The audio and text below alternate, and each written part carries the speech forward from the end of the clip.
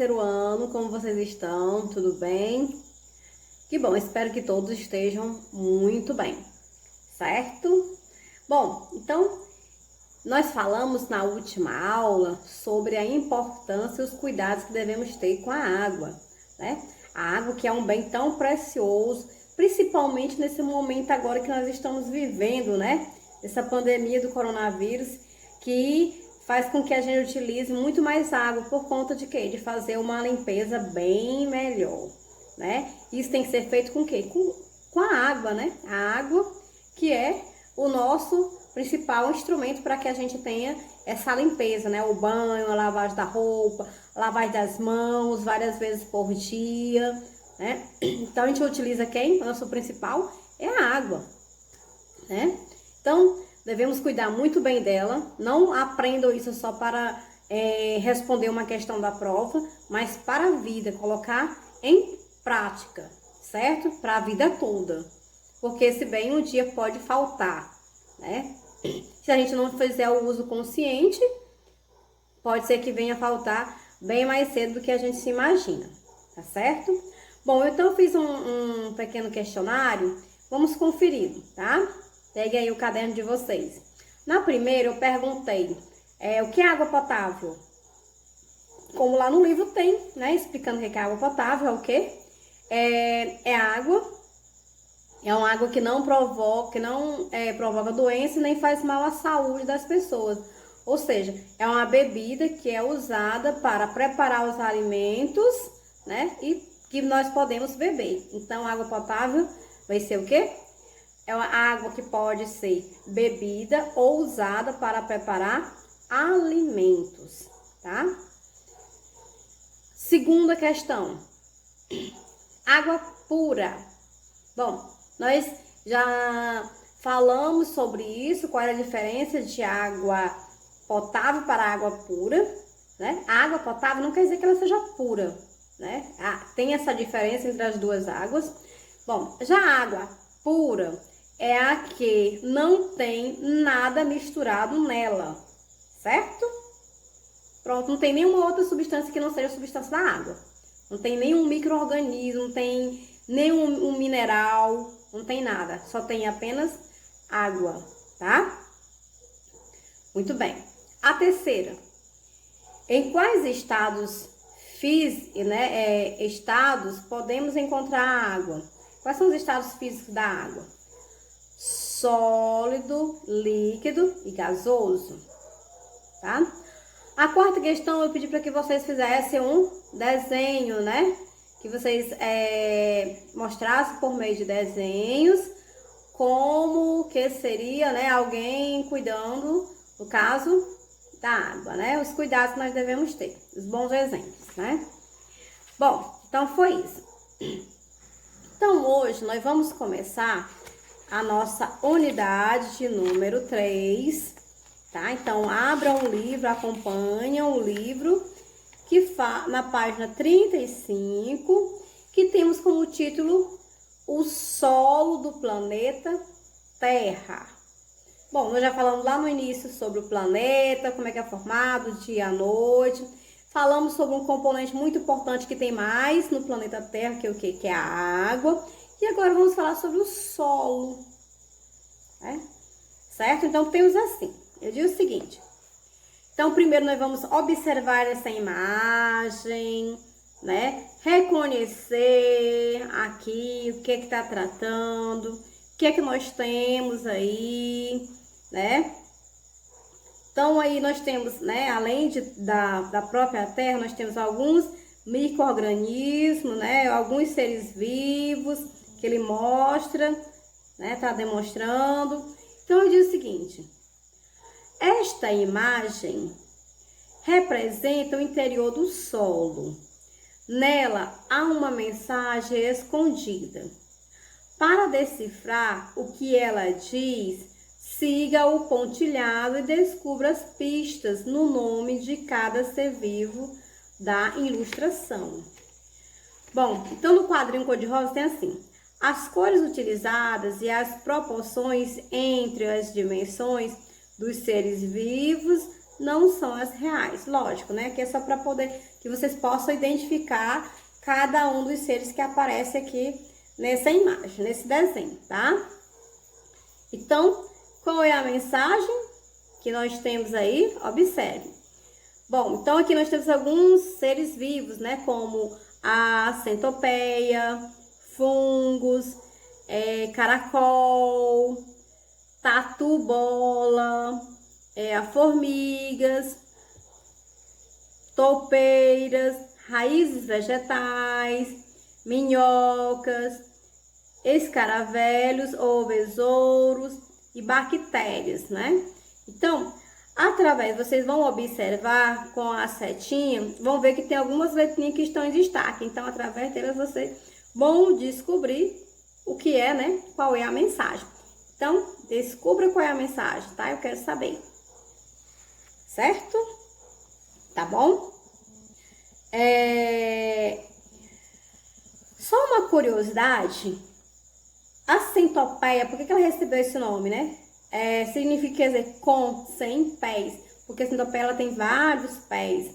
Mas ela pode ter, né, de 15 até 190 pares de pernas. Olha só, né, que curioso, né? E o tatu-bola? Bom, também chamado de tatuzinho de jardim. Ele se enrola para se proteger de predadores e do calor. Ele parece uma bola, ele se enrola parecendo uma bola. E os caravelhos? É conhecido como rola-bosta, né? Porque leva para a sua toca bolas de fezes, rolando-as com as patas, né? Que nós conhecemos muito aqui, né? E a toupeira? É parcial ou totalmente cega, alimenta-se de pequenos animais e larvas. É chamado de toupeira, tá? Então, mudem aí a página, lá para a página 36. Pronto? Então, acompanhe a leitura. E é o seguinte, a vida no solo, a gente acabou de ver, né? Com certeza. E quanta vida, né? Temos várias vidas no solo, vários seres vivos. Na atividade anterior, você viu que, além de plantas, existem outros seres que vivem enterrados no solo. É o caso, por exemplo, das minhocas, né? As minhocas vivem onde, né? Debaixo da terra. A minhoca é um dos seres que habitam o solo, né? Então, deixa eu observando aí a imagem. Eu acho que vocês no quintal de vocês, um lugar bem frio, bem fresco, se vocês forem revirar, cavar um pouquinho, vocês irão encontrar várias minhocas. Dizem que o solo é vivo, porque nele existem muitos seres vivos. Para você ter ideia, em apenas 1 grama de solo, estima-se que haja cerca de 100 milhões de bactérias. Eita, são muitas bactérias, né? As minhocas e outros pequenos seres que vivem no solo são importantes para os vegetais. Eles se alimentam dos restos de plantas e animais mortos e participam da formação do humus, que deixa o solo mais fértil. Além disso, ao cavar túneis no solo, a minhoca facilita a entrada de ar nele, né? Então, vamos ver aí no quadrinho o que é bactéria. É que a mãe sempre diz assim, né? Vocês gostam de brincar com as mãos pelo chão, né? Brincar no quintal. Menino, vai lavar as mãos, vai lavar a mão toda cheia de bactéria, poder se alimentar. Por quê? Tem algumas bactérias que podem causar, né? Alguma dor de barriga, alguma diarreia. Algumas são boas, mas outras são ruins para o nosso organismo. Pode nos deixar doente, né? Causar algum tipo de doença no nosso corpo. Então, as bactérias, o que são elas? São seres vivos tão pequenos que são vistos somente com o uso de um microscópio. O que é o microscópio? É um pequeno aparelho que a gente consegue enxergar coisas minúsculas, né? Em um tamanho bem maior. Coisas que só a gente olhando com o olho você não vê, mas com o microscópio você consegue ver tranquilamente. O humus, o que é o humus?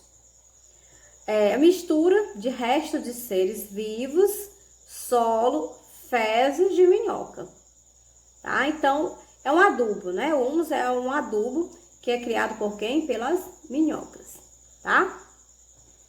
Bom, então pense e converse. Você sabia que quando chove, as minhocas vêm até a superfície do solo? Como você explica esse comportamento desses animais?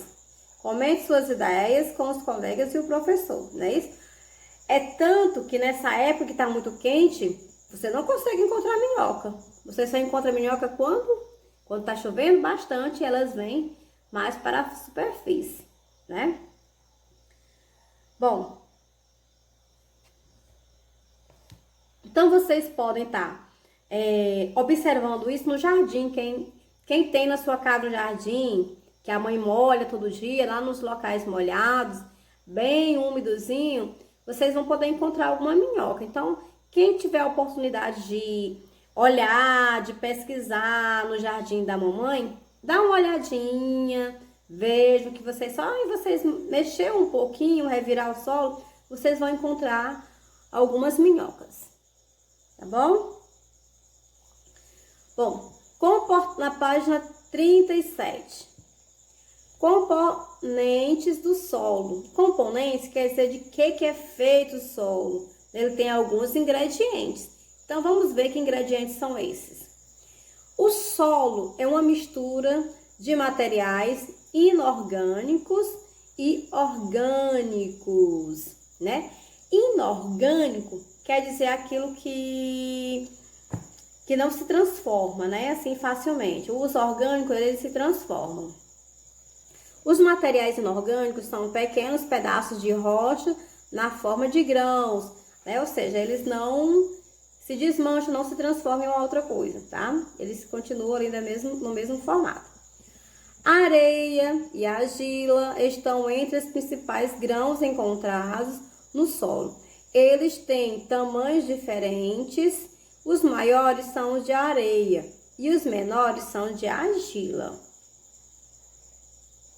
O material orgânico é aquele originado de seres vivos, como fezes, restos de animais mortos e partes de vegetais, tá? Então, isso daí são os orgânicos, ou seja, que se transformam, que apodrecem, né? Que morrem, apodrecem e aí vão se transformando em uma outra coisa, tá certo?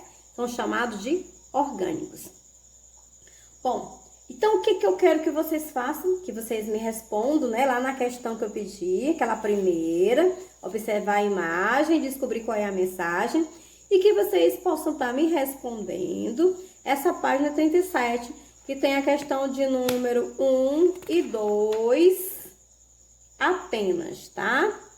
E temos aí na página 38 e 39 uma observação do solo. Então, vocês podem estar fazendo até a página 39, fazendo essa pequena pesquisa aí, tá bom? Certo? Depois a gente comenta quais foram as conclusões de vocês. Bom, então era isso. A nossa aula de hoje era sobre essa parte do solo, que é muito importante, que faz parte do nosso planeta, tá? Então, beijo e até a nossa próxima aula.